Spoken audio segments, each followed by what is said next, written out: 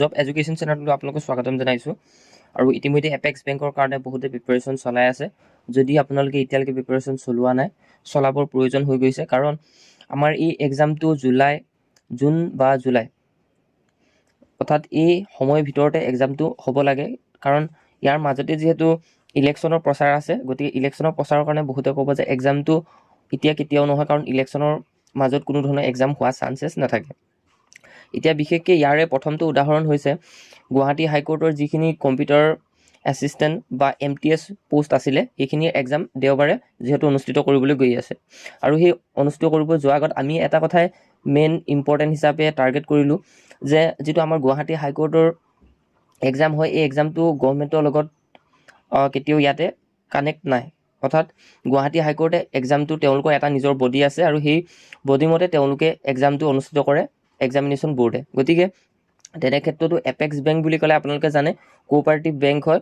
যিহেতু এই জবটো আমাৰ আছাম গভৰ্ণমেণ্ট বা যিবিলাক আমাৰ নতুন নতুন ৰিক্ৰুইটমেণ্ট যিবিলাক ADRE ওলায়, সেই তাৰ বডিৰ লগত বা যিটো এক্সামিনেশ্যন বডি হয় তাৰ লগত কোনো কানেকশ্যন নাথাকে। আৰু এই এক্সামটো টোটেলি বেলেগ হয়, কোনো ধৰণৰ ইয়াতে গভাৰ্ণমেণ্টৰ ৰিজাৰ্ভেশ্যন ইয়াতে কাট অফ নাথাকে। গতিকে তেনে ক্ষেত্ৰত আমি চাবলৈ গ'লে আমাৰ এপেক্স বেংকৰ এক্সামটো জুন বা জুলাই মাহত হ'ব লাগে, কাৰণ আমাৰ গতিকে এইখিনি ফালৰ পৰা আমি ক'ব পাৰোঁ যে এপেক্স বেংকৰ এক্সামটো আপোনালোকৰ এপ্লাই লাষ্ট ডেট আছে 19 তাৰিখে, আৰু এই 19 তাৰিখৰ পাছতে আপোনালোকৰ এক্সামৰ কাৰণে খুব সোনকালে নটিফিকেশ্যন আউট কৰিব। গতিকে আপুনি যদি ভাবি আছে যে ইলেকশ্যনৰ পাছতে এক্সামটো হ'ব বা তেনেকুৱা ধৰণে, সেইটো ভাবিলে আমাৰ কাৰণে ভুল হ'ব। আমি এতিয়াৰ পৰা প্ৰিপাৰেশ্যন কৰি গ'লে ভাল এটা এক্সামত মাৰ্ক আনিব পৰা যাব। গতিকে ইয়াতে বেষ্ট ষ্ট্ৰেটেজি কি হয়, ইংলিছ গ্ৰামাৰৰ কাৰণে আপোনালোকে কি চাব লাগিব, মই সেইখিনি ইউটিউব চেনেল ইয়াতে দেখুৱাই দিম। আৰু বেংকিং এৱাৰনেছৰ কাৰণে কি কি চ'ৰ্চ ফ'ল' কৰিব লাগে সেইখিনিও ইয়াতে জনাই দিম, যাতে আপোনালোকে এই দুটা কনফিউজন যাতে ক্লিয়াৰ হৈ যায়। অৰ্থাৎ এই দুটা কনফিউজন বহুতৰে হৈ আছে যে আমি বেংকিং এৱাৰনেছটো কেনেকৈ চাম, লগতে ইংলিছ গ্ৰামাৰৰ কোনখিনি আমাৰ এপেক্স বেংকৰ লগত জড়িত হৈ থাকে সেইখিনিও আমাৰ কাৰণে বহুত বেছি ইম্পৰ্টেণ্ট হয়। যিটো পঢ়িম যাতে পেপাৰত আমি ভালকৈ এপ্ৰোচ কৰিব পাৰোঁ, তাৰ কাৰণে আমি সকলোখিনি আপোনালোকক জনাবলৈ চেষ্টা কৰিম। গতিকে শেষলৈকে ভিডিঅ'টো চাব, ইয়াতে বহুতখিনি কথা জানিব পাৰিব, কাৰণ আমি প্ৰথম যিহেতু ষ্টেপটো ল'ব লৈছোঁ ইংলিছ গ্ৰামাৰৰ কাৰণে, আৰু ইয়াৰে এডিটৰিয়েল যিখিনি ছেকশ্যন থাকে সেইখিনি আমি কেনেকৈ কভাৰ কৰি যাম সেইখিনিও আমাৰ কাৰণে চোৱাটো বহুত বেছি ইম্পৰ্টেণ্ট। বাকী যিসকলে JEEৰ কাৰণে প্ৰিপাৰেশ্যন কৰি আছিলে, ওৱান ৱৰ্ড ছাবষ্টিটিউট আৰু লগতে যিবিলাক ভোকেব থাকে, চাইনো এণ্টো থাকে, এই সকলোখিনি তেওঁলোকৰ নোট কৰি ৰাখিছে, কাৰণ তেওঁলোকে প্ৰিপাৰেশ্যনৰ সময়তে এই সকলোবিলাক ভালকৈ কালেক্ট কৰি লৈছে আৰু তাৰ বাবে তেওঁলোকৰ টেনশ্যন নাই। বাকী যিখিনি আমাৰ ইংলিছ গ্ৰামাৰ হয় তাৰ কাৰণে এপেক্স বেংকৰ ফালৰ পৰা আমি কোনখিনি চাব লাগিব, লগতে বেংকিং এৱাৰনেছ কোনকেইটা ইউটিউব চেনেল ফ'ল' কৰিলে আমি ইয়াৰ দ্বাৰা উপকৃত হ'ম, লগতে বেংকিঙৰ যিখিনি কাৰেণ্ট এফেয়াৰ থাকে সেইখিনি কেনেকৈ আমি আগবঢ়াই লৈ যাব পাৰিম। গতিকে এই বিষয়টোৰ ওপৰতে এই ভিডিঅ'টো হয়, আপোনাৰ বহুতখিনি ইয়াতে জানিব পাৰিব কথা। গতিকে আমি ভিডিঅ'টো আগবঢ়াব বিচাৰিছোঁ সকলোখিনি ডিটেইল ৱাইজত। আৰু যিহেতু আপোনালোকে জানে মাৰ্কছ কিমান হ'ব, ইয়াৰ পৰা এটা কথাই জানিব পাৰি, 100টা কুৱেশ্যন 100 মাৰ্কছ থাকিব, প্লাছ আপোনালোকৰ নিগেটিভ মাৰ্কো এবাৰ এড হ'ব।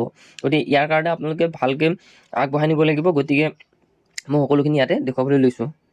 চিনি পাই নিমিষা বানচাল মেমৰ এইটো বেংকিং চেনেল হয়। ইয়াতে আপোনালোকে যদি চাই 120 ৰুলছ অফ গ্ৰামাৰ নিমিষা বানচাল বুলি যদি লিখি দিয়ে, 120 ৰুলছ অফ গ্ৰামাৰৰ যিটো ভিডিঅ' হয় 11 ঘণ্টা নে 12 ঘণ্টা আছিলে, সেই ভিডিঅ'টো পাই যাব।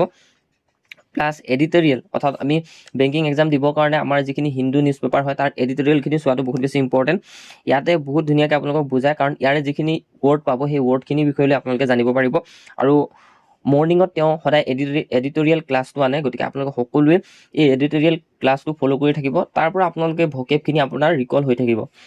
আৰু যিহেতু বেংকিং এক্সাম হ'লেও নহ'লেও আমি এডিটৰিয়েলটো সদায় চাব লাগে, আমাৰ তেতিয়া ভকেবটো বহুত বেছি ভাল হয়, যিটো ফ'ল' কৰা যায়। গতিকে যদি এইটো ফ'ল' কৰা যায় বহুতখিনি সুবিধা হ'ব। আৰু নেক্সট যিটো আমাৰ আছে ইংলিছৰ কাৰণে 120 ৰুলছ অফ গ্ৰামাৰ, সেই 120 ৰুলছ অফ গ্ৰামাৰ যদি আপোনালোকে ভালকৈ জানে, তেতিয়া আপুনি এপেক্স বেংকৰ যিখিনি গ্ৰামাৰ আহে তাতে আপুনি বহুত ধুনীয়া মাৰ্কছ এটা স্ক'ৰ কৰিব পাৰিব। সেইখিনি আপুনি ধৰি লোৱা এজন বেংকিং এক্সপাৰেণ্ট বা যিজনে এপেক্স বেংকত পাছ কৰিছে, তেওঁ সুধিলে তেওঁ একে কথাই ক'ব। গতিকে 120 rules of grammar most important হয়, আৰু এডিটৰিয়েল যিখিনি এনালাইজ হয় এইখিনি বহুত বেছি ইম্পৰ্টেণ্ট।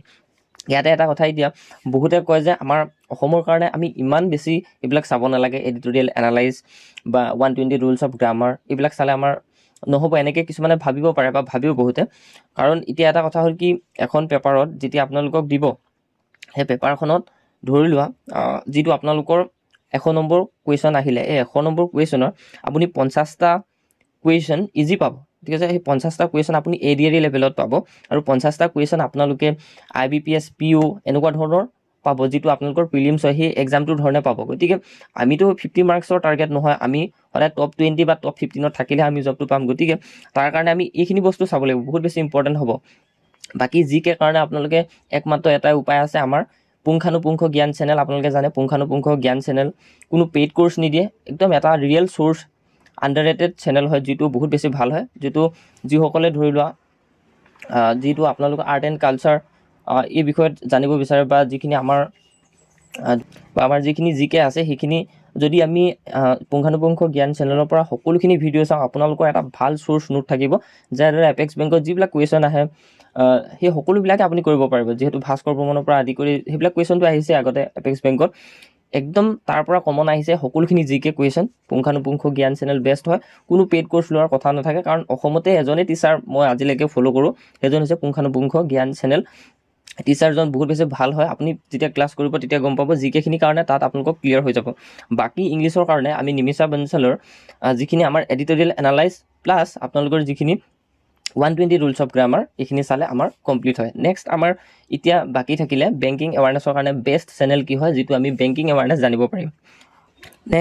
নেক্সট হৈছে বেংকিং এৱাৰনেছৰ একদম টপত থকা টিচাৰ হৈছে, যি মই নিজে পাৰ্চনেলি বহুত বছৰ আগৰ পৰা তেওঁক ফ'ল' কৰোঁ, যিজনৰ নাম হৈছে অভিজিত মিশ্ৰা।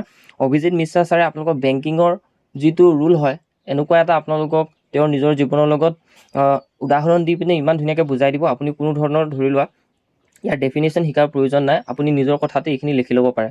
আৰু বেংকিঙৰ এটা পিছত আপোনালোকে যেতিয়া আপুনি এক্সামটো পাছ কৰিব, তেতিয়া আপোনাক ধৰি লোৱা বেংকৰ যেতিয়া ইণ্টাৰভিউ ল'ব, সেই ইণ্টাৰভিউ লোৱাজনেও ভাবিব যে এই ল'ৰাজনে বহুত বেছি বেংকৰ কথা জানে। যেতিয়া আপোনাৰ ইণ্টাৰভিউৰে সুধিব যে কেনেধৰণে আমি ৰেপৰ ৰেটটো কেনেধৰণে মেইনটেইন কোনে কৰে, কিহৰ দ্বাৰা হয়, বাকী যিমানখিনি ধৰি লোৱা যিমানবিলাক স্কিম থাকে, লগতে ইয়াৰ যিবিলাক ইম্পৰ্টেণ্ট ৰুলছ থাকে, এই সকলোখিনি আপোনাক A to Z শিকাব অভিজিত মিশ্ৰা ছাৰ। অভিজিত মিশ্ৰা ছাৰৰ ইয়াতে আপোনালোকে চালে মানে যিখিনি কাৰেণ্ট এফেয়াৰৰ MCQ পাব, প্লাছ আপুনি ডেফিনেশ্যনখিনি তেওঁৰ নিজৰ উদাহৰণত আপোনালোকক বুজাই দিব ধুনীয়াকৈ। তেনেকুৱা এটা প্লে'লিষ্টো আছে তেওঁৰ ভাগৰ, গতিকে আপুনি সেইখিনি ফ'ল' যদি কৰে ভালকৈ, মই ভাবোঁ বেংকিং এৱাৰনেছত আপোনালোকক কোনো হৰুৱাব নোৱাৰে। প্লাছ যিখিনি আমাৰ ইংলিছ গ্ৰামাৰ থাকে 120 ৰুলছ অফ গ্ৰামাৰ নিমিষা বানচাল মেমৰ, সেইখিনি আপুনি যদি আপোনাৰ নিজৰ হাতত আনি লয়, কেতিয়াও আপুনি যিবিলাক বেছিক গ্ৰামাৰ ৰুলছ থাকে সেইখিনি ক্লিয়াৰ হৈ যাব। নেক্সট যিটো মই আপোনালোকক ক'লোৱে পুংখানুপুংখ জ্ঞান চেনেল, অসমৰ আটাইতকৈ ভাল চেনেল হৈছে পুংখানুপুংখ জ্ঞান চেনেল, যিজন টিচাৰে বহুত বেছি কষ্ট কৰে, বহুত ভালকৈ কৰে, কোনো ধৰণৰ মানে পেইড কোৰ্চ আছে। আমাৰ ইউটিউবত কি চলি আছে, যোনে 1700 টকা 1200 টকা 1000 টকা কোৰ্চ বিকে, তেওঁকহে মানুহে বেছি ফ'ল' কৰে। চাব এই বস্তুবিলাক কি হয়, আমি এটা এক্সামৰ কাৰণে এটা চ'ৰ্চ আমাৰ কাৰণে বহুত বেছি ইম্পৰ্টেণ্ট, যিটো আমি ধৰি লোৱা এবাৰে নোটছ বনাব লাগে, আৰু সেই এবাৰ নোটছ বনোৱাৰ পাছত আমাৰ বাৰে বাৰে আকৌ সেইখিনি আমি নতুন ধৰি লোৱা এক্সাম দিলোঁ, নতুন টিচাৰ আকৌ ফ'ল' কৰি সেইখিনি নোটছ আমি যদি লিখোঁ, আমাৰ সেইটো এটা কি হ'ব, মূৰ্খামি হ'ব, আমি টাইমটো ৱেষ্ট কৰা হ'ব। আপোনালোকে বিশেষকৈ বহুত বেছি ইয়াতে ছাবস্ক্ৰাইবাৰ আছে বা বহুতে কমেণ্টতো ক'ব আপুনি কি কথা কৈছে বুলি।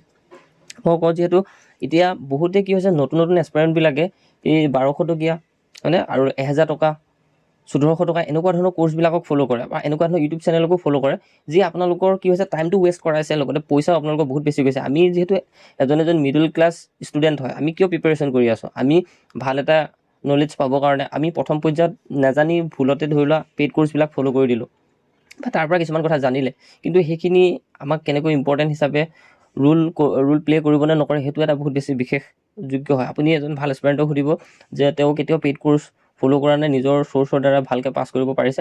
আৰু ইউটিউবত আজিকালি সকলোবিলাক পোৱা যায়, কম্পিউটাৰ এৱাৰনেছ পোৱা যায়, বেংকিং এৱাৰনেছ পোৱা যায়, জিকে পোৱা যায়, সকলোবিলাক ফ্ৰীকৈ এভেইলেবল আছে, আৰু তাকো বেষ্ট চেনেলবিলাক আছে। গতিকে পেইড কোৰ্চবিলাক ল'লে আমাৰ কি হ'ব, আপোনাৰ পইচাবিলাক যাব, যিজনে কোৰ্চবিলাক বিক্ৰী কৰি আছে তেওঁ ধনী হৈ গৈ থাকিব, আপুনি নিজৰ ফালৰ পৰা একেবাৰে নাইকিয়া হৈ গৈ থাকিব, আপোনাৰ কনফিডেঞ্চ লেভেল 0 হৈ যাব।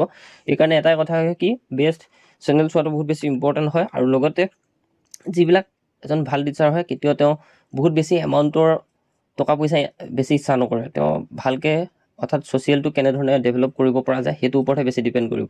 আৰু ধৰি লওক পেইড কোৰ্চ আনিলেও বহুত কম দামত আনিব যাতে সকলোৱে এফৰ্ড কৰিব পাৰে।